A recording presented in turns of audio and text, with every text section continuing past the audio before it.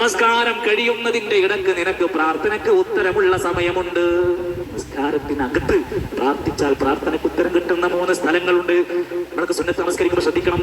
ഓരോ സുന്നത്ത് നമസ്കാരങ്ങളിലും അധികം പ്രാർത്ഥിക്കാൻ നമ്മൾ സമയം കണ്ടെത്തണം. അത് ഏതൊക്കെയാ? 1, സുജൂദ്. സുജൂദിൽ കിടന്ന് അള്ളാഹുവിനോട് ഏറ്റവും അടുത്ത സമയമാണ് സുജൂദ്. നന്നായി പ്രാർത്ഥിക്കാൻ ഹദീസ് പറഞ്ഞതാണ്. സുബ്ഹാന റബ്ബിയൽ അഅ്ലാ എന്ന് 3 പ്രാവശ്യം പറഞ്ഞു കഴിഞ്ഞാൽ വേണമെങ്കിൽ നമുക്ക് അല്ലാഹുമ്മ ഗ്ഫിർലി, അല്ലാഹുമ്മ റബ്ബി ഗ്ഫിർലി വലിവാലിദയ്യ, അല്ലാഹുമ്മ തവഫനി മുസ്ലിമ എന്ന അറബിയിലുള്ള പ്രാർത്ഥനകൾ നമുക്ക് പ്രാർത്ഥിക്കാം.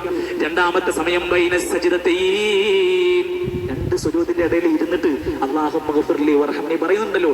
അത് കഴിഞ്ഞൊരു സമയം കിട്ടുകയാണെങ്കിൽ ഒരു പ്രാർത്ഥനയെങ്കിലും പ്രാർത്ഥിച്ചോ, ഉത്തരം കിട്ടുന്ന സമയമാണ്.